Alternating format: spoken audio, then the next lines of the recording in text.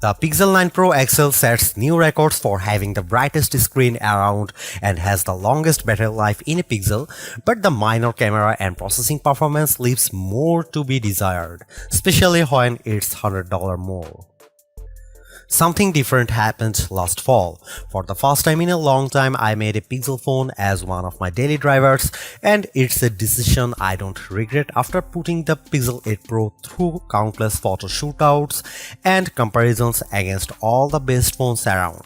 Now that its successor is finally here, I have high expectations for the Pixel 9 Pro XL.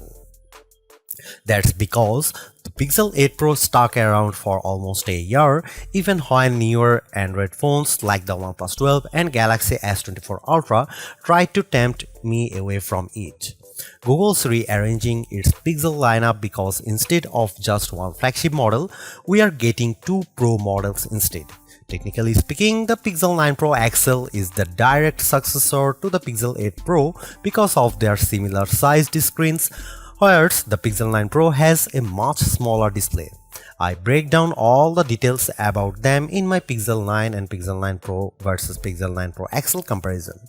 Given the opportunity of the iPhone 15 Pro Max and Galaxy S24 Ultra, Google's arming the Pixel 9 Pro XL with bigger upgrades like newer cameras, more helpful AI features, and a stronger, more durable design. In my Pixel 9 Pro XL review, I will see if it's a worthy update that could convince people to choose it over rival phones. Frankly, I'm annoyed that we are getting back-to-back price hikes because the Pixel 8 Pro launched at $100 more than its predecessor last year with its $999 starting cost. And now with the Pixel 9 Pro XL, it's up by yet another $100 to a starting price of $1,099 in the US. This effectively ends one of the best parts about getting a Pixel phone, their discounted prices. Pixel 9 Pro XL pre-orders are available right now with steep discounts on the flagship phone when you do a trade-in, although it will be available online and select retailers starting on September 4. There's a total of 4 colors at launch: Obsidian, Porcelain, Hazel, and Rose Quartz. I do miss the Bay option for my Pixel 8 Pro, but I do like the Rose Quartz color of my Pixel 9 Pro XL review unit because of its lighter tone. I'm really annoyed that the base starting storage is still 128GB. First and foremost, I love the redesigned camera hump on the back of the phone because it's much more pronounced than ever before. The elongated pill-shaped protrusion in a departure from the edge-to-edge camera bar in past Pixels, but it's exactly what it needs to set it apart from other phone designs. Apart from the camera arrangement, the design of the Pixel 9 Pro XL makes it look eerily similar to the iPhone 14 Pro Max due to the polished metal trims that are now flat as opposed to contoured. I know others may like this change, but it doesn't feel as comfortable to hold as the rounded edges of the Pixel 8 Pro, so it's something I'm just going to need to get used to. Despite this, at least it's still sporting the same matte gloss surfaces as before to give them that always clean, smooth look. Google claims that the design is twice as durable as the Pixel 8 Pro with its IP68 construction, especially with Corning Gorilla Glass Victus 2 protecting its screen. During its Made by Google event, the company made an outrageous claim that Pixel 9 Pro XL 6.8-inch Super Actua display reaches a peak brightness of 3000 nits. I didn't think it was ever going to get close to that in our testing, but I was mistaken. Hands down, the Pixel 9 Pro XL has the brightest screen we have ever tested, reaching a blinding peak of 2469 nits, a substantial improvement over the 1526 nits of the Pixel 8 Pro. And you know what? It shows outside when I play the same 4K HDR clip, with the Pixel 9 Pro XL being noticeably brighter than the Pixel 8 Pro. But it doesn't end there either, because this OLED panel looks marvelous with its rich color tones and wide viewing angles that barely show any distortion when I look at it from an angle. This record-breaking mark is hard to believe, more so when rival phones like Galaxy S24 Ultra tops out at 1326 nits. I am starting to believe that phone makers are leaning on software more so than the hardware to propel their cameras, and the Pixel 9 Pro XL is proof of this. That's because its triple camera system consists of a 50 megapixel main camera, 48 megapixel ultra wide and 48 megapixel telephoto with 5x optical zoom. Technically speaking, the main and telephoto cameras are identical to Pixel 8 Pro, however, the ultra wide benefits from a wider f1.7 aperture, which makes it more suitable for low light. While the rear cameras are similar for the most part, it's the selfie camera that gets the biggest upgrade. A pixel crunching 42 megapixel autofocusing front camera with a wider 103-degree field of view. I won't spill the beans on how it performs just yet, but it's undoubtedly a big upgrade if you intend on using it a lot. Meanwhile, the camera interface is just as intuitive and robust as ever before. Since it's a Pro model, shutterbugs like myself appreciate the Pro controls that let me dial in a few of the camera settings manually. The only new changes include the Add Me feature, which leans on AR guidance to let the photographer be included in the shot along with how panoramic photos are taken. Here are some camera samples of Google Pixel 9 Pro XL.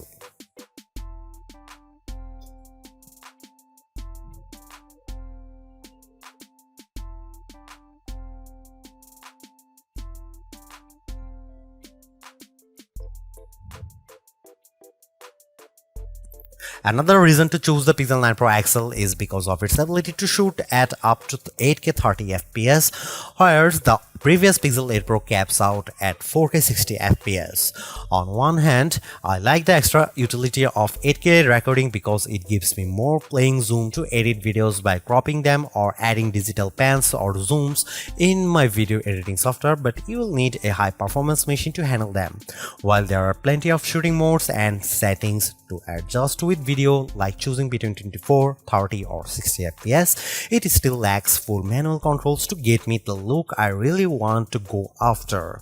Here are some video samples of Pixel 9 Pro XL.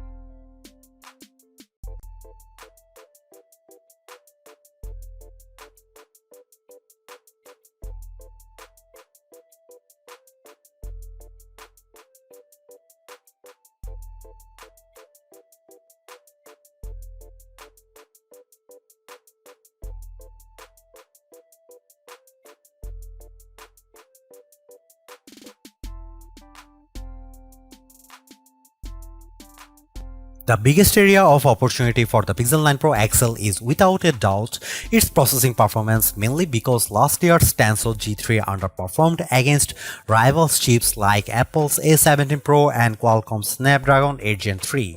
With the Tensor G4 calling the shots, it's an improvement over the Pixel 8 Pro with Geekbench single and multi-core scores averaging at 100, 929 and 4747 respectively.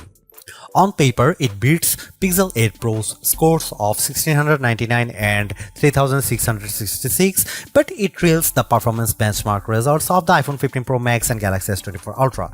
Despite this, I am happy to report that its performance is buttery smooth and responsive with all the normal functions I do on my phone. I am also pleased by how it manages to keep more apps in memory with its upgraded 16 GB of RAM, which means less refreshing if I am multitasking. Over on the graphics performance side of things, it's a minimal gain running 3D benchmarks Wildlife Unlimited test to see how its GPU handles. Its 55.63 FPS score in well in line to what I expect out of a flagship device, but it's barely an improvement over the Pixel 8 Pro's 52 FPS score. And compared to the Galaxy S24 Ultra and iPhone 15 Pro Max, the Pixel 9 Pro XL doesn't come close to matching their insane frame rates. But don't let GPU performance tests be the single determining factor, because I loaded up Age of Origins and Modern Comfort without any hitch to either of their performances, even when there's a lot of action happening. Clearly, there are improvements with the Pixel 9 Pro XL. Apart from its brighter display and longer battery life, everything else about the Pixel 9 Pro XL feels like its modest upgrade at best, which is made tougher due to its $100 price increase. While the new AI features are helpful, I was hoping for bigger improvements around its camera and processing performance. Given that the Pixel 9 Pro has the same exact camera arrangement as this, there isn't much justification on picking the Pixel 9 Pro XL for photography. And compared to its direct rivals, the Galaxy S24 Ultra and iPhone 15 Pro Max, they definitely cost more but have better performance overall.